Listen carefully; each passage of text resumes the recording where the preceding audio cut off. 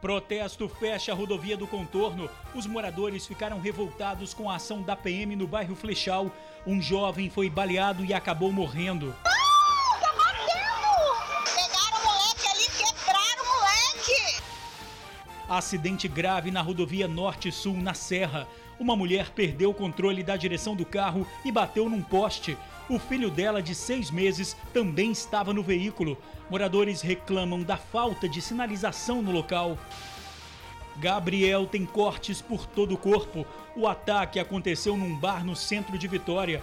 O jovem teria sido atingido depois de deixar cair cerveja em um dos acusados. Correspondente bancário é preso acusado de dar um prejuízo de mais de 5 milhões de reais na Caixa Econômica Federal. O homem fraudava contratos imobiliários.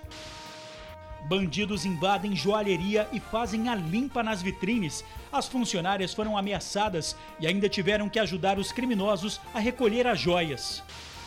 A morte de um casal no sul do estado. Marido e mulher foram assassinados dentro de casa. E famílias procuram por adolescentes que saíram da escola e desapareceram. Os estudantes de 12 anos estariam namorando e as famílias acreditam que eles fugiram juntos. A gente volta em 1 minuto.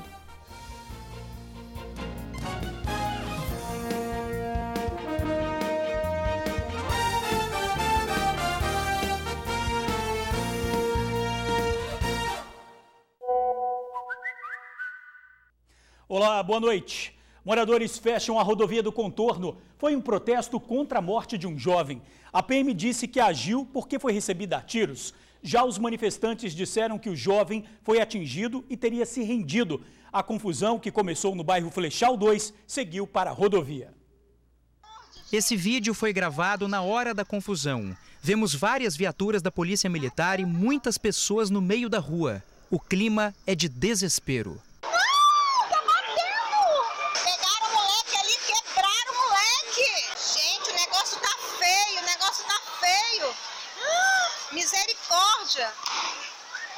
Misericórdia, olha, gente.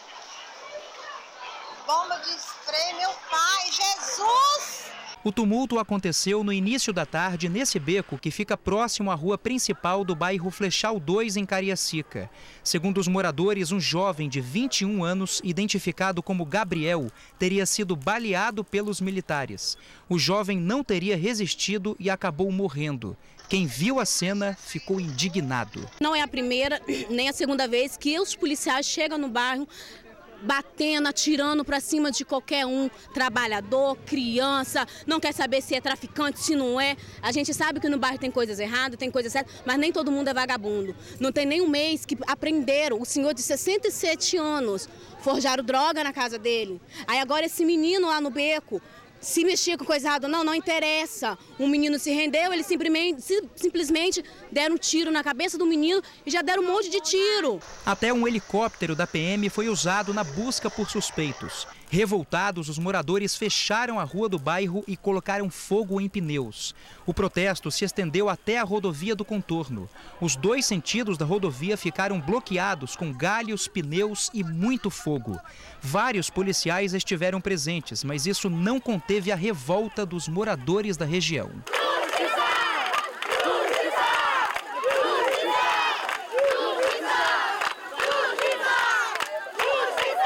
Entraram, fizeram uma covardia dessa, o beco estava cheio de criança na hora, de mãe, de trabalhador, todo mundo, eles chegaram atirando, sem se importar se ia acertar a criança, acertaram um tiro em portão de morador, coloca a vida de todo mundo em risco, em troca de uma ação truculenta, entendeu? Para quê? Para alcançar o quê? Números na estatística? Tudo bem, tem que trabalhar, tem que fazer. Tem coisa errada? Tem. Mas tem que trabalhar corretamente e, principalmente, respeitar os moradores. Em nota, a Polícia Militar disse que estava fazendo um patrulhamento de rotina quando se deparou com um grupo de 5 indivíduos armados que teriam feito disparos na direção dos policiais, que acabaram revidando. A PM ainda afirmou que com o suspeito foram apreendidos uma pistola 380, drogas e um rádio comunicacional. pacificador.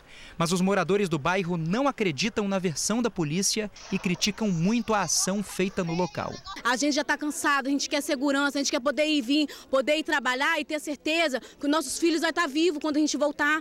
Ou ter a certeza que a gente vai voltar e vai sair e vai voltar. A gente não tem por quê? Porque a própria polícia está tirando isso da gente. Bom, a Polícia Militar voltou a afirmar que durante um patrulhamento se deparou com 5 pessoas armadas que atiraram. A ação foi revidada pelos PMs e um dos suspeitos acabou atingido. A PM afirma que com o suspeito foi apreendida uma pistola 380 com 5 munições e uma mochila com pinos de cocaína, além de maconha e crack. O jovem foi socorrido por uma viatura para o PA de Alto Laje, mas não resistiu. Todo o material apreendido foi entregue na delegacia. As imagens do jovem esfaqueado num bar no centro da capital. Gabriel disse que a confusão começou depois que ele derramou cerveja num rapaz.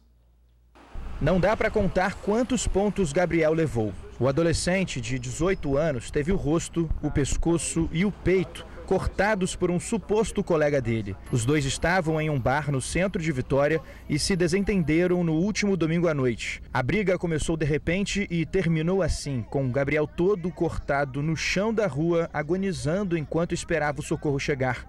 Testemunhas disseram que o agressor usou uma espécie de lâmina, como um estilete, para dar os golpes. O motivo da briga por causa de um copo de cerveja que eu derramei, aí nós começamos a brigar, entendeu? Leonardo também estava no bar, mas não perto do Gabriel. Ele conta que pensou se tratar de uma pegadinha quando contaram sobre os ferimentos, até que o desespero bateu ao ver a gravidade da situação. Eu fico pensando, o que essas pessoas que fizeram isso têm dentro delas? Eu acho que não tem amor nem a si próprio.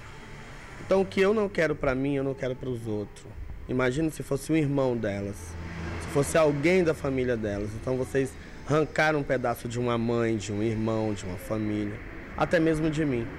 Então vocês fizeram uma crueldade, uma covardia. Aquilo ali foi um ato covarde. De acordo com Gabriel, a briga começou com o suposto amigo e logo outras 4 pessoas se juntaram e agrediram o adolescente. Ele se lembra de ter pegado uma garrafa de vidro para se defender.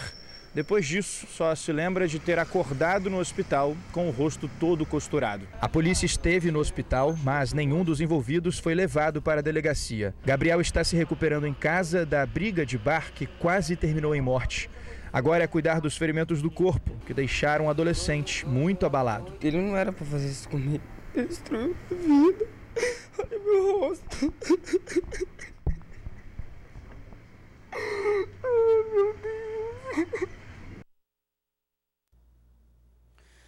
A Polícia Civil disse que o caso está sendo investigado. Outras informações não serão repassadas para não atrapalhar a apuração dos fatos. Avenida Norte-Sul, entre os bairros Colina de Laranjeiras e Barcelona, na Serra. Um local conhecido pelos acidentes. E hoje aconteceu mais um e muito grave. O carro onde estavam mãe e filho bateu num poste. A mulher de 34 anos ficou presa às ferragens. Ela teve ferimentos e fraturas pelo corpo. Foi necessário o trabalho dos bombeiros durante o resgate e em seguida foi encaminhada para um hospital da região. Junto com ela no carro estava este bebê que aparenta ter menos de 1 ano de idade. A criança estava na cadeirinha e mesmo o acessório tendo se desprendido na hora do impacto, o bebê escapou ileso. O acidente aconteceu na manhã desta quarta-feira na rodovia Norte-Sul, que liga os bairros Colina de Laranjeiras, Barcelona e é transversal ao bairro Taquara, na Serra. A condutora disse à polícia que chovia na hora do acidente e que ela teria perdido o controle da direção, batendo no poste. Os moradores da região estão assustados e revoltados com o que aconteceu. Reclamam que a pista é bastante perigosa e que a última melhoria feita por aqui foi 4 anos atrás. Eu tenho 4 anos atrás, foi fazer um recapeamento e está faltando a sinalização. Você pedindo a engenharia de trânsito que desse uma olhadinha aqui com carinho para ver se podia ajudar os motoristas que passam por aqui. Exatamente há um mês, uma mulher de 29 anos perdeu o controle e também bateu num poste. Ela morreu no local. É complicado, não tem, e ninguém não tem uma placa, ninguém sinaliza, não coloca um agente, sei lá, fazer alguma coisa para melhorar essa essa pista aqui. Na Norte Sul não há acostamento no sentido Barcelona-Laranjeiras, não tem ciclovia, muito menos espaço para os pedestres. Além disso, aqui no local não tem sinalização. Por exemplo, nós estamos na entrada do bairro Taquara e para o motorista que quer ter acesso a esse bairro tem que fazer aquilo ali, ó.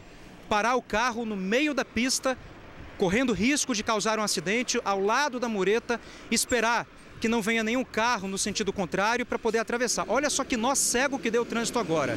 É contar com a sorte mesmo para evitar que um acidente grave aconteça. Lá vem outro, ó. O outro está esperando aí, dando seta, parado no meio da pista, passa um carro, passa um ônibus, agora sim ele vai, atravessa e tem acesso ao bairro Taquara. É contar com a sorte mesmo. Com essa situação, a vida de quem passa por aqui fica extremamente complicada. Como é que você faz para atravessar aqui? Conta com a sorte?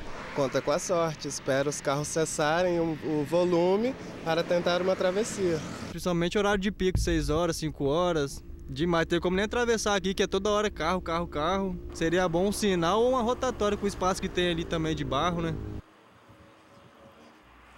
Olha, realmente muito perigoso, hein? A Prefeitura da Serra disse que está em busca de recursos para implantar a sinalização no trecho da Norte-Sul e também para fazer o recapeamento da ciclovia.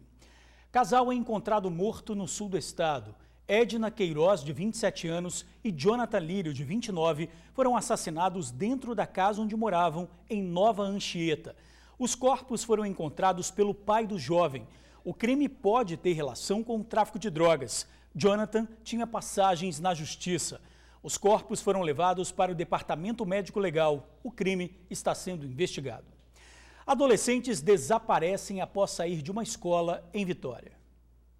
No papel, a foto de 2 adolescentes de 12 anos. Evelyn e João Vitor estão desaparecidos desde segunda-feira. Os 2 foram vistos pela última vez saindo da escola onde estudam juntos no bairro Santa Lúcia, em Vitória, por volta das 5 da tarde. Simone, a mãe de Evelyn, conta que sempre buscou a filha na escola, mas desde que a menina passou a estudar à tarde, precisou contratar um transporte escolar. Evelyn sumiu logo assim que o transporte chegou na escola, né? Que percebeu que a Evelyn não estava, né? A mulher do transporte deve ter percebido, achado que, tipo assim, a mãe veio buscar a Evelyn, né? Aí ela foi até em casa, né? Achando que a Evelyn estava em casa e a Evelyn não estava. Aí foi o momento que, tipo assim, demos conta que a Evelyn tinha sumido. Segundo os pais, Evelyn e João Vitor eram muito tranquilos e nunca tinham dado problemas em casa. Mas há cerca de um mês, o diretor da escola onde eles estudavam precisou ligar para a família e informar que os 2 jovens de apenas 12 anos estavam namorando. Logo assim, quando a gente soube, que a gente conversou, claro, que ela estava de namorico, ela ficou triste, né? Claro, como toda adolescente. Mas depois foi passando as semana, ela não demonstrava mais nada. Tipo assim, passou, né? Coisa de adolescente, né? E, tipo assim, não demonstrou que ela ia fazer algo, que ela ia, sabe, fugir com esse menino. As famílias já foram até a delegacia informar sobre o desaparecimento, mas até agora não receberam nenhuma notícia dos 2. A mãe de Evelyn se preocupa porque a menina não tinha o costume de sair de casa sozinha e não sabe pegar ônibus. Os pais chegaram a rastrear o telefone celular da menina e a última localização dela foi na Avenida Dante Michelini, na madrugada desta terça-feira. No celular de Simone, as mensagens que enviou para a filha ainda estão sem respostas. Tem um vazio aqui dentro de mim, tá? O vazio dói muito, bem profundo. Eu estou tentando assim ser o forte máximo, né? Segurando fé, esperança, que eu sei que minha filha está bem. É coisa de adolescente, eu estou pensando nisso, eu não estou pensando num pior. A polícia vai achar, alguém vai identificar, alguém vai ligar, ó, sua filha, eu vi sua filha aqui, corre. É isso que eu, como mãe, penso, né? Que logo, logo ela está aqui, em nome de Jesus, ela vai estar aqui. Olha, uma boa notícia. A família ligou agora há pouco e disse que os adolescentes já foram encontrados. Correspondente bancário é preso acusado de fraudar financiamentos imobiliários da Caixa Econômica Federal. O prejuízo pode chegar a 5 milhões de reais. Em quase 3 anos de investigação, a Polícia Federal descobriu como funcionava o esquema. Um correspondente bancário credenciado à Caixa arrumava 2 laranjas. Um laranja tinha a função de vender e outro de comprar o imóvel. Só que este imóvel também era supervalorizado. Era neste ponto do esquema que entravam os avaliadores de imóveis credenciados junto à Caixa Econômica Federal.